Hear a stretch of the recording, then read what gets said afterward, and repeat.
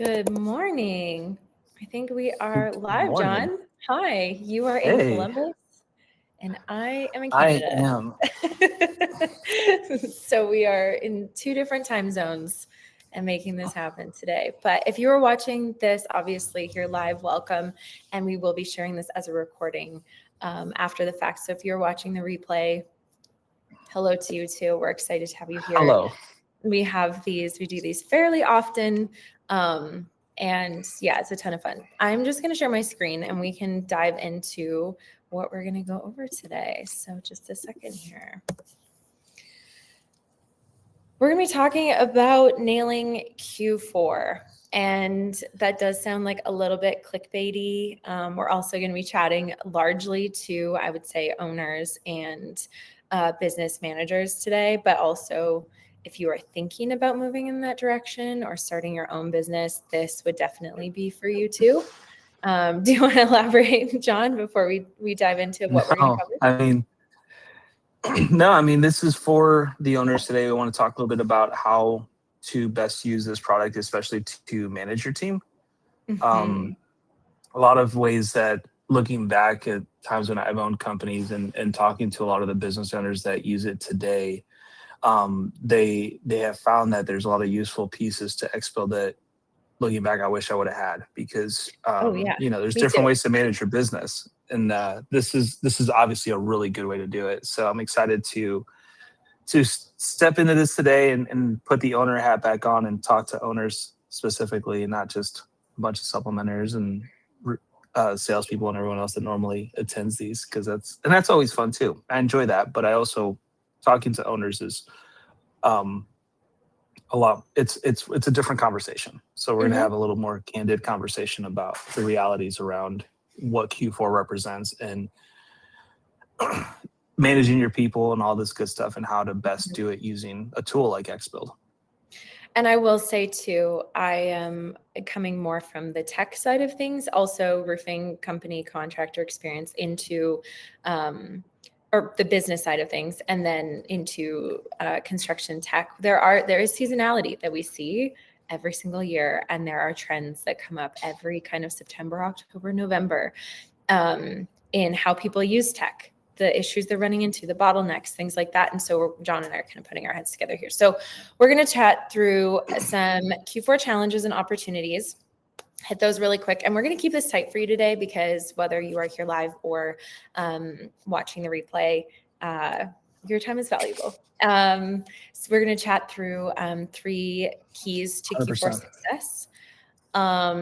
Future-proofing your business with AI, and not just XBuild. We have a fun resource to share with you on that. And then next steps. And then if there are any questions, we'll hit those. But yeah, I think we're good to kind of dive on in.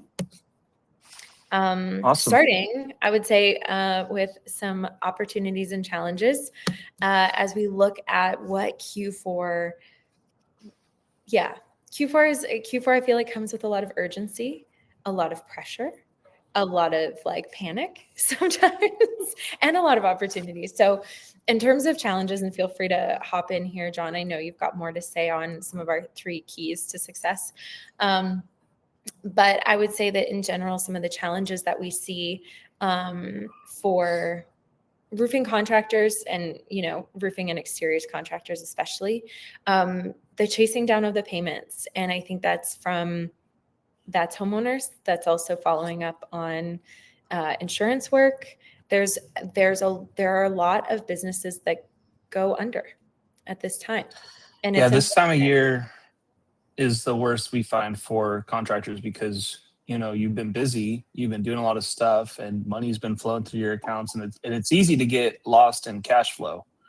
Mm-hmm. To start to go back and try to make sure that you are profitable. This is that time of year where the rubber hits the road and you're like, oh shoot, are we actually going to make it this year or not? And it can be a little bit daunting to go through that exercise, especially if you haven't been paying as close attention as maybe you should have. Some owners are really good about it. Some are not. Some are just busy. Like you guys are busy all year long, and now it's when people start to get a lot of anxiety towards the end of the year. So we're going to talk Yeah. about that. And then also with that, we see this uptick even just in usage on platforms like XBuild, or, in the past, I've worked for some other construction tech tools, and we do see this influx of, closing deals, especially kind of earlier, and you have a lot of leads, a lot of interest.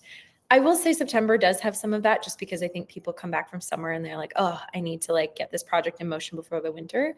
But in general, there is like a seasonal dip in your leads, which then results in fewer closed deals.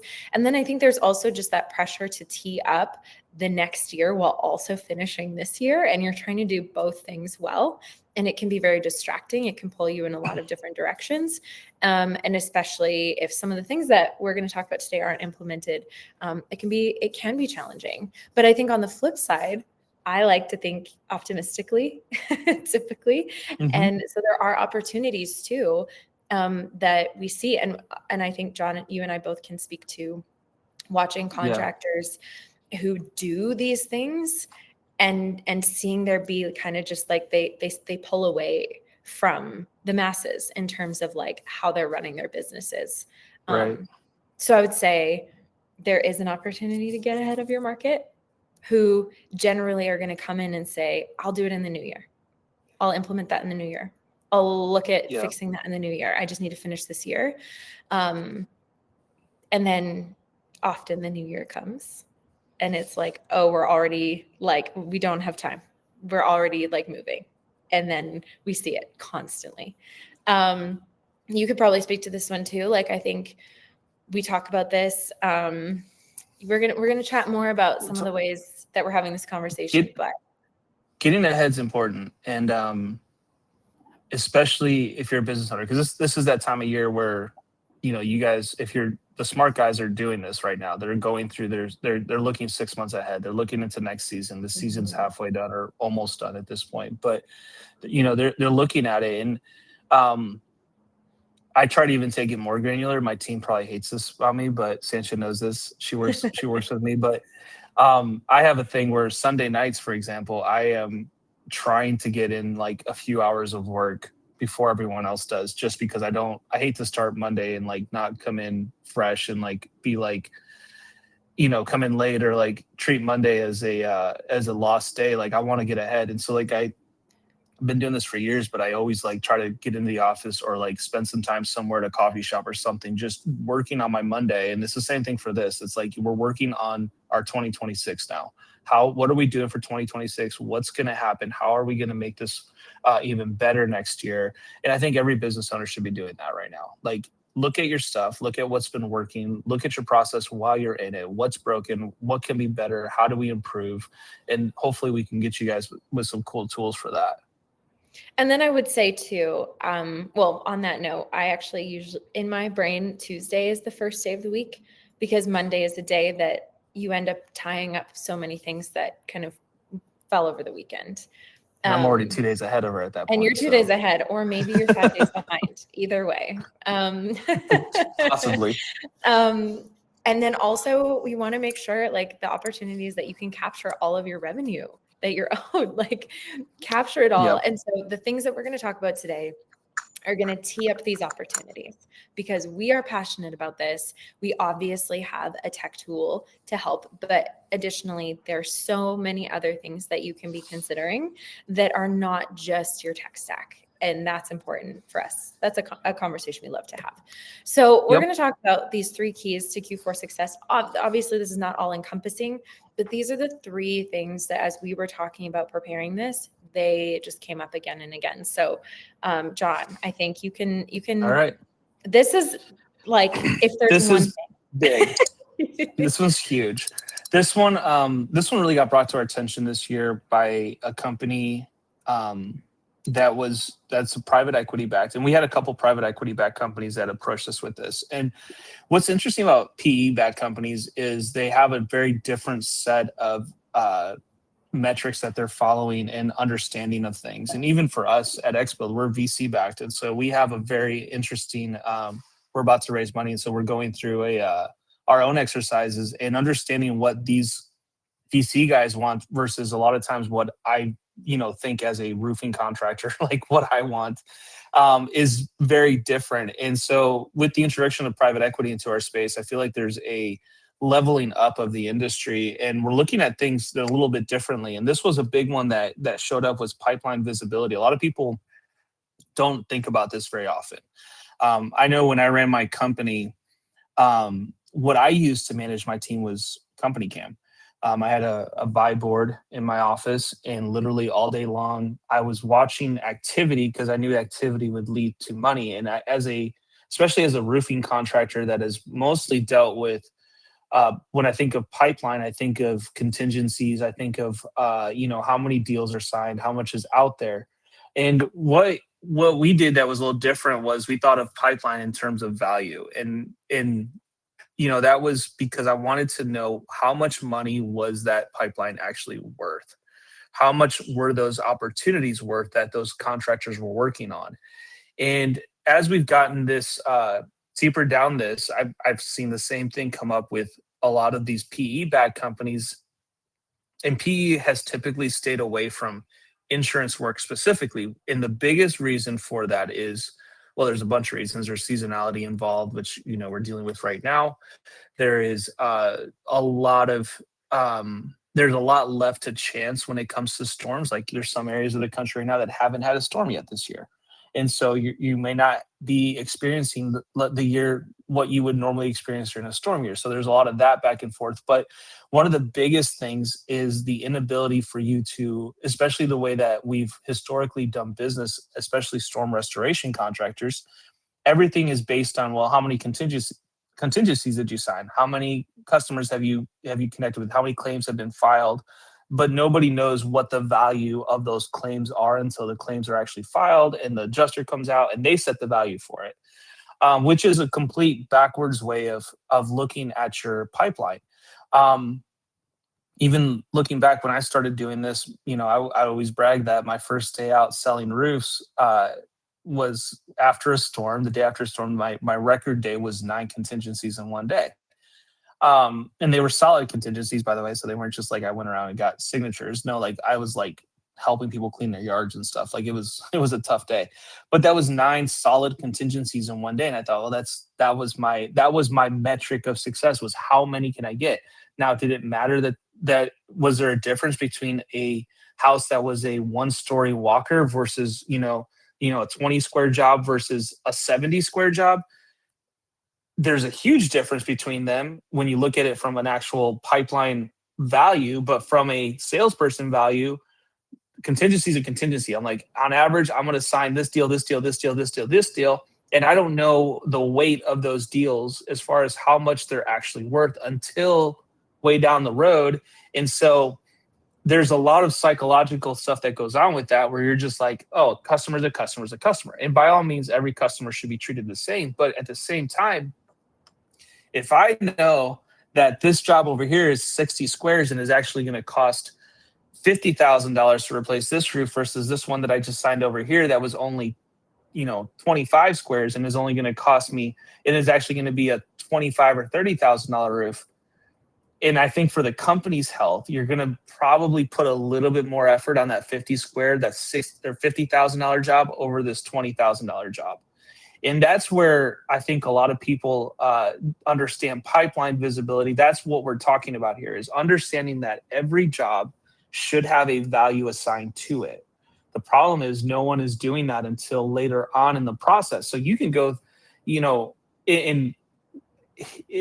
do this sometimes where, let's say, for example, you get in a position where an adjuster double books. Let's say you have a stack of jobs that you're working, and you get 2 adjusters that call and they both want to be at the same time at the same job. Well, now you have to decide, well, which one do I go to, and how do you make that decision? You can base it off of the size of the house and kind of get an idea that, well, that one's going to be more important than this one. But if you actually know this one for sure is more important, because you may have 2 jobs that are 25 squares or the same, that look the exact same, but a 25 square cut up job versus a 25 square up and over are 2 very different jobs in terms of value of the job and what you're actually doing. And so when we're talking about pipeline visibility, this is what we're talking about. Understanding that no two roofs are the same, and that there are actual values attached to these. And when there's a value attached to something, you should, it just goes back to what value really means at the end of the day. Value means it's almost equates to importance in a lot of ways. And having that visibility from a salesperson perspective to understand that for your sales reps is really important, that they know like this job is kind of, not saying that this customer is more important, but this roof is going to generate more revenue than this roof over here. And when you start to understand that stuff from a psychological standpoint, it starts to create better behaviors within your sales team. It also gives you the opportunity, and this was something else we were talking about, if you get early enough into the process and start to order these reports right away, these pod reports we call them, and this is the value of it, is you Do you want may me you to, may have I can move along to what a pod is. a pod is a proof of damage report, by the way, Yeah. and we're working on this. It's an initial report of damages on the property and estimate of said repairs. So so there's And I there's want that. to say this is not a feature that exists in XBuild. This is like a process. This is something you can do. It's just the positioning of when you're ordering your estimate. Most people wait until they get the insurance estimate, then they go and order their XBuild report. By putting the XBuild report on the front end, we call that a pod at that point. It's the same report, same exact process. It's just when you actually order it versus when you don't order it before. The value of the pod report is that now if you order it in the pod process, now you have that estimate ahead of the adjuster, ahead of the meeting. You could even have it ahead of the actual, it'd be kind of hard to do, but you could theoretically get a pretty high level understanding of that job just with a measurement report and just some Google Earth photos or whatever that you can get.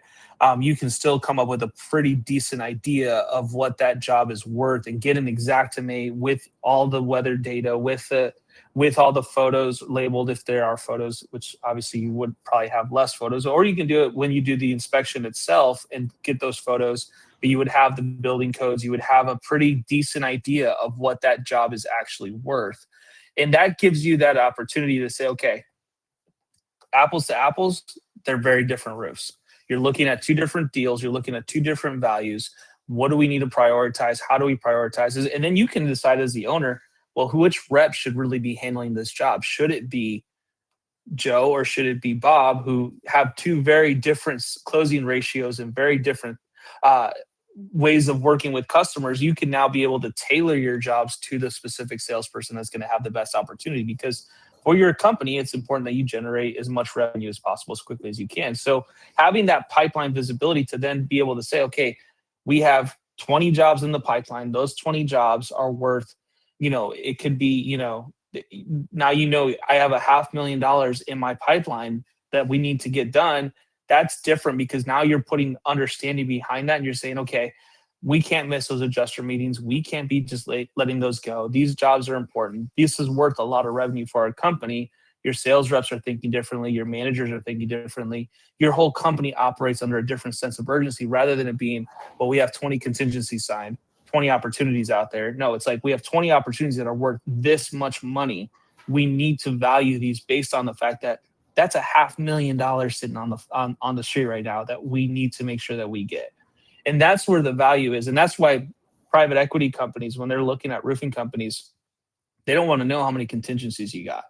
Contingencies mean nothing to them because it doesn't equate to real money. They don't know what the value of that pipeline really is. But when you can start attaching actual values to each job as early on in the process as possible, now you've set yourself up to say, this is what this pipeline is really worth.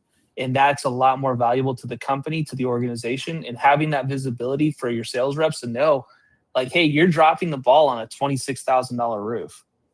Mm-hmm. Now you're holding people accountable. So it's a lot of accountability that goes behind it. It's a lot of mindset, and it makes sure that people understand the value of these jobs, not just from a contingency signature page, but rather value of actual dollars.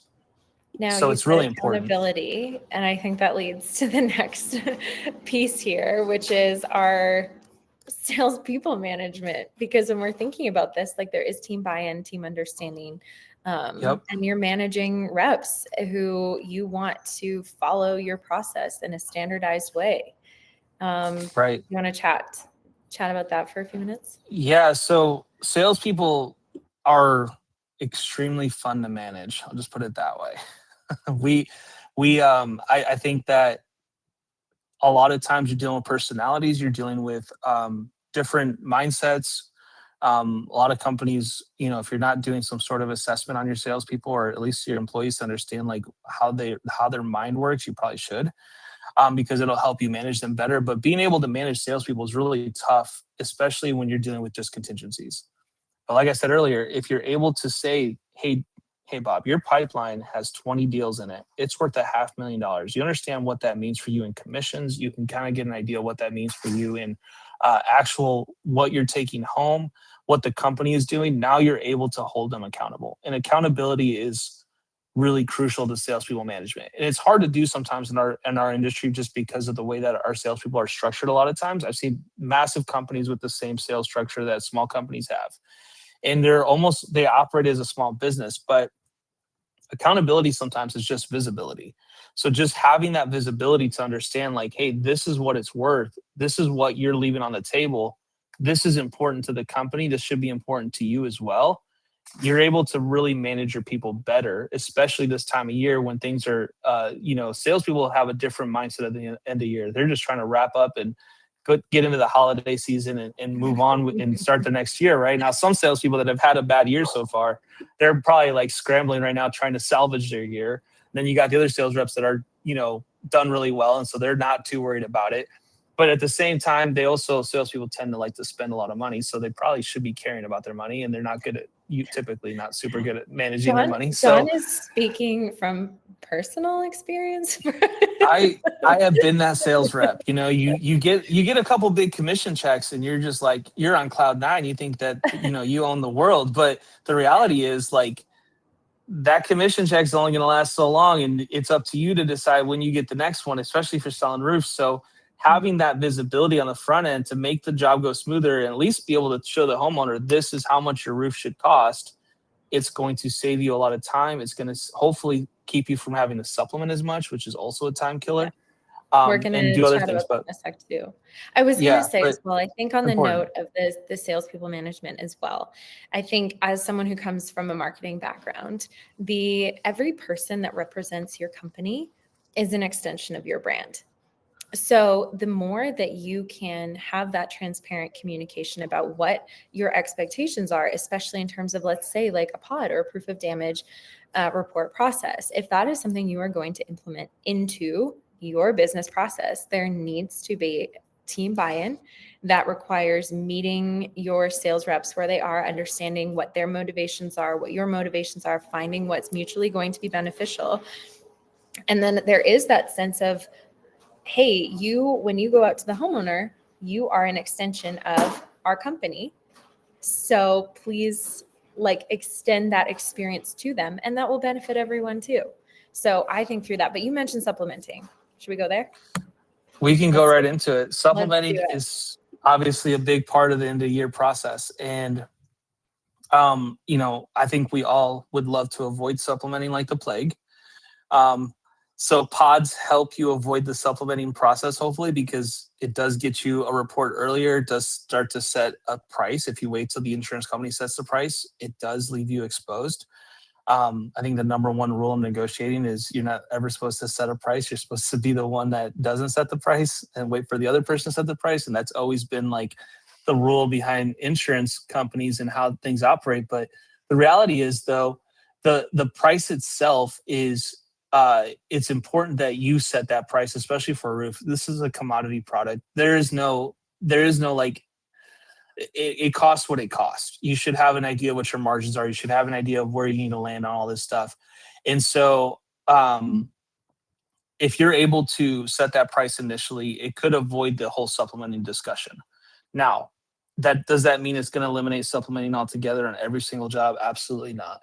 So what you need to decide is, when do you supplement and how do you supplement? Now, supplementing is tough because you've got a lot of pieces involved, a lot of phone calls, a lot of discussions. We do offer supplementing as a add-on to our services, so you can use our reports. What we have found is that, and this is coming from a guy that's been in the supplementing space for, 15 years now, our supplementing is way better than most supplementing firms in the industry. And the reason for that is not necessarily that I believe that we have better scripts or that our people are better or that our AI is better when it communicates with adjusters. I think that helps. But the real, I think, value that our reports have is that when an insurance company gets our report, especially a desk adjuster, they look through it, they look at the photos, they look at all the labels, they look at the weather data, they look at the building codes.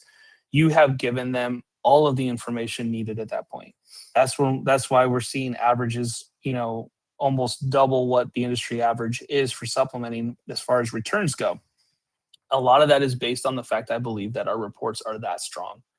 I've worked in this with a lot of big companies in the past, and it eliminates a lot of the back and forth. It eliminates a lot of the ambiguity that exists within supplementing, which supplementing at the end of the day is really who can show the best facts, the most.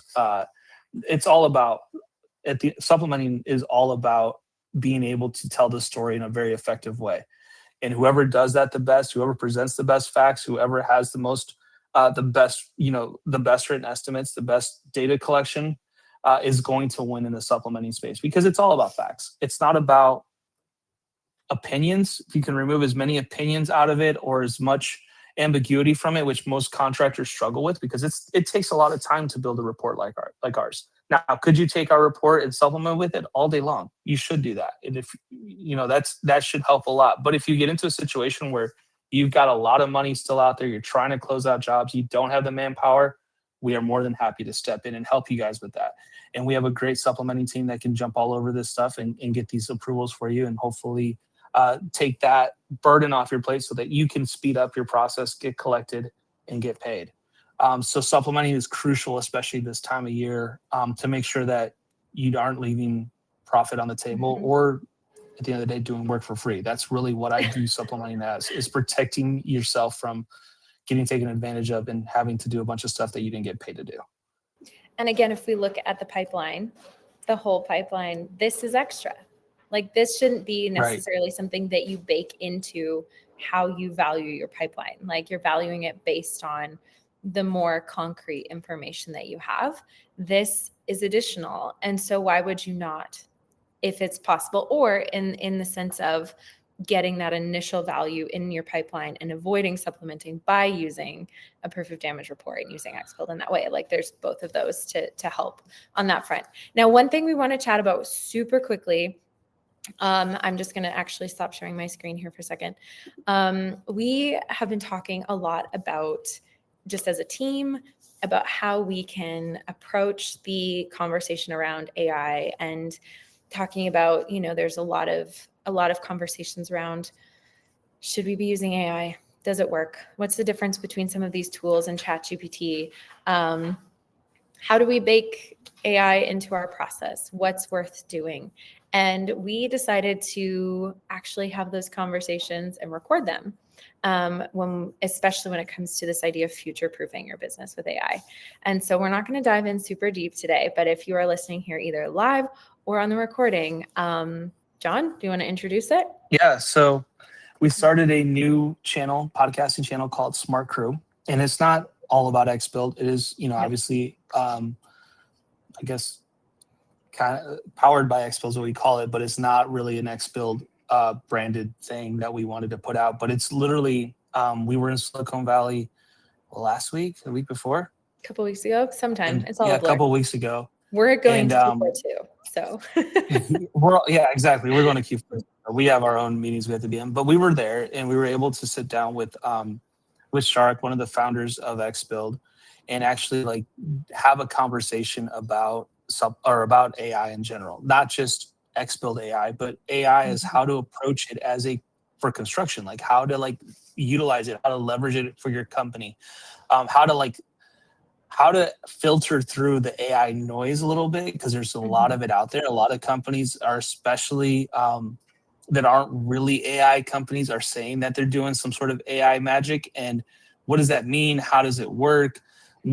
How do I actually decipher what I should invest in and what I should bring into my company and all that kind of stuff? We talked about that in this thing and how to best implement these AI tools to your business that are actually useful and not just some sort of gimmick or a pie in the sky promise. Because a lot of it is there's a lot of noise around it. Everyone's got some sort of AI capability, but what does that actually mean? And how are they approaching it? What makes AI real versus AI that's just a gimmick?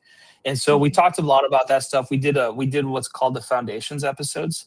So we wanted to create this new channel. We want to have these conversations, and we're going to bring in a lot of other tech people into this world that understand construction, and contractors and construction people as well, that are having good success with AI and how they approached it and what they're doing. But the first 3 episodes are the foundations, where we want to give you like the 101, like here's how is it real? How does it work? How do I implement it into my business? And it's a 3-part series, and they're only like 20-minute long episodes. They're not long, but it gives you a good understanding of how to approach AI from the actual people that have essentially created this stuff.